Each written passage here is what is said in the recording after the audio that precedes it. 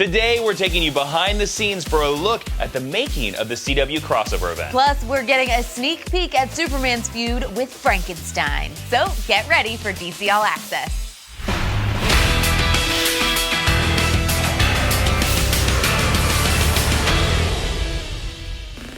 Hey guys, I'm Jason Inman. And I'm Tiffany Smith. We had a chat with the Guardians of the Universe, and they gave us all the DC news you need to know.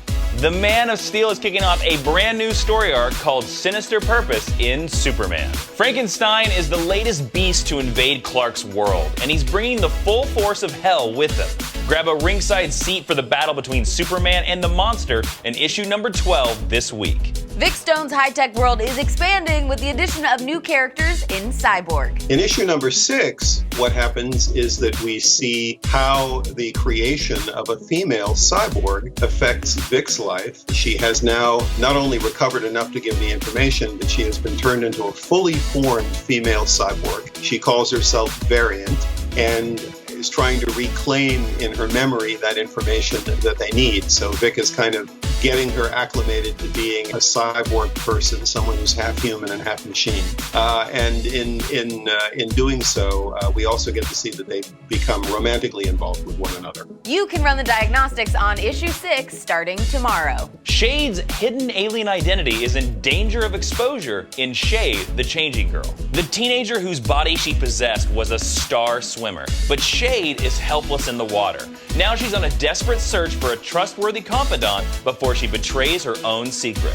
Dive into your copy of issue number 3 tomorrow. In Vertigo news, the Fables are in a race to save one of their own in Ever After. With Connor Wolf's undercover mission blown, Peter Piper and the Shadow Players rush to help him before Tanner and her gang of thieves turn into murderers.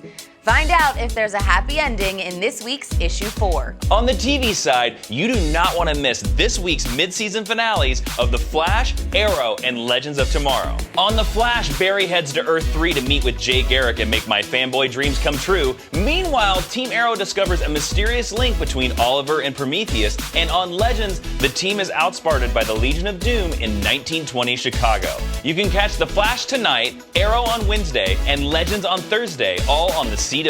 From start to finish, the CW crossover event was the best early holiday gift a DCTV fan could hope for. So for today's featured story, we're taking you inside the studio where the music was produced to talk with composer Blake Neeley to find out how he makes the magic happen. So walk me through the process of composing the music for all of these shows. Well, we start with a spotting session where I watch the show, and usually that happens with the producers, and they say, we want music here, we want music to stop here, we want it to do this. But after doing this many shows with Greg and with Mark and with Andrew, it's gotten to a place where they're great about just saying, do what you do, help us. But I'll do my own spotting session, and that is with my team of additional writers. We'll watch it and I'll say, well, I feel like music should start here, should stop here. This should be Arrow's theme, or this needs to be a new theme. This could even be an old piece from season 1, but mostly these were about how do we combine. So Arrow and Flash are in a scene together and we hear their theme. Supergirl and Sarah are in a scene. I mean, it's really fun doing that. So what I'm doing right now is we're in Flash and I am doing the scene where the whole huge superhero team comes together. So what I thought about this one is I've been thinking about how to combine them, because it's always like, how do you combine the different themes when we get to the crossovers? And so instead of it being just one person's sound or theme, it's going to be more of a real combo. So here's what I've got. I've got these themes to play with. Arrow is...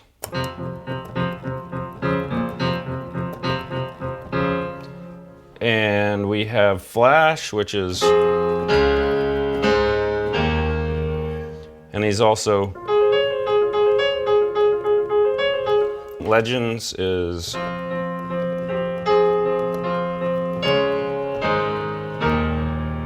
And then Supergirl. So now I've got to get all that into this one scene.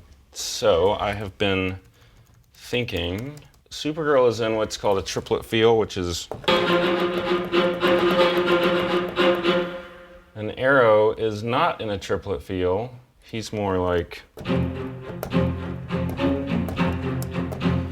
But if I slow down Arrow to just... then I can combine them and we can start more like this. Team Arrow is here.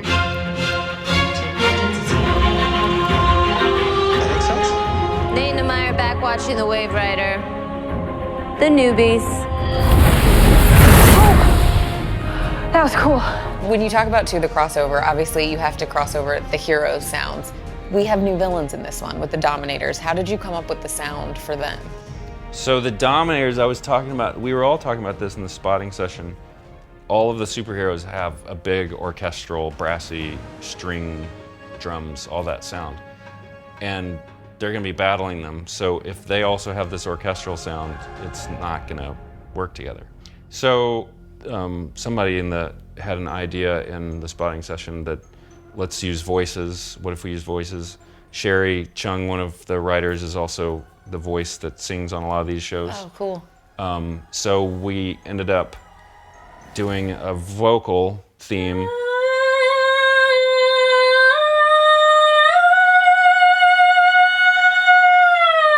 That then was mixed with all these electronics. So it was, I didn't want it to sound like a vocal.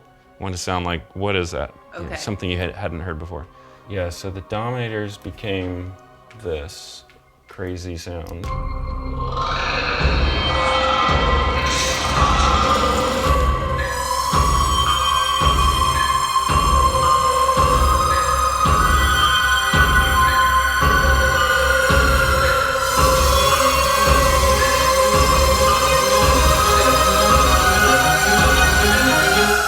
So after we do the spotting session, where we've decided which spots the music goes, I then assign a show to the team. So I pick the ones that I want to write.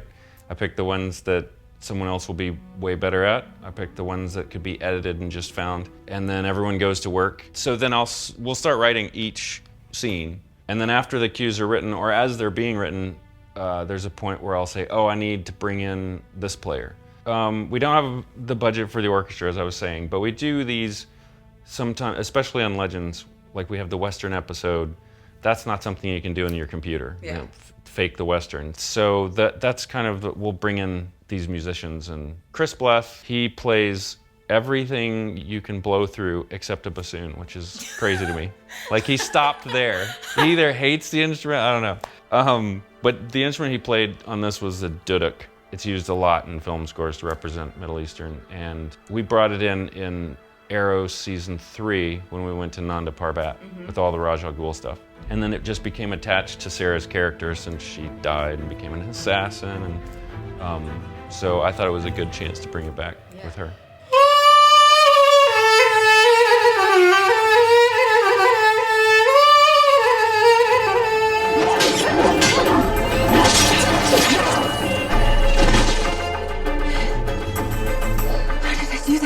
So then once everything's written and recorded and mixed, then it is put into one big session like this, and all the music in order with the movie, and we send it to the music editor, and the music editor takes it to the mix stage, and then they lay it in with all of the sound, dialogue, music. Every week it feels like a big weight lifted when you do turn in that score, even though you're heading into the next one. Because scoring is a puzzle. It's always a puzzle to solve. Like, what do I want to add in the scene? How do I follow this edit? And once you get to the end, it feels like that last jigsaw piece you put in and go, oh, good. Have you ever danced with the panel of the week in the pale moonlight? We have got Ashley Victoria Robinson joining us, and if you watch the DC Fans channel, which I know you do, you already recognize her face. How you doing? I'm doing so great. Thank you for having me on. Now, you've been doing some stuff on the DC Fans channel for quite a while. I've hopped on a couple videos with you, but can you let everybody out there, in case they don't know, talk a little bit about what you're doing over on the DC Fans channel? Well, I am part of the Hanna-Barbera Book Club, and I've done TV Easter egg videos for Supergirl and The Flash, and we have cosplay videos, unboxings, and a ton of cool geeky stuff. That's awesome. So basically what you're saying is that you're a geek. I'm a card-carrying geek. So welcome to cards the now. club. Thank you. You guys, make sure you check out the DC Fans channel. And Ashley, while you're here, do you mind helping us out with a giveaway? Oh, sure. We are going to help one fan get some holiday shopping done with the Batman the Animated Series Deluxe Edition from DC Collectibles. That's right, you're gonna win a Batmobile plus a Batman and Robin action figure, and a bat signal is in the box. Dude, it's pretty cool. I want to keep this for myself. For your chance to win, make sure you click subscribe and leave us a YouTube comment telling us your favorite panel from last week's DC comic books. And don't forget to include the hashtag MyDCAA sweepstakes entry in your comment. And for the full rules, check out the link in the description below.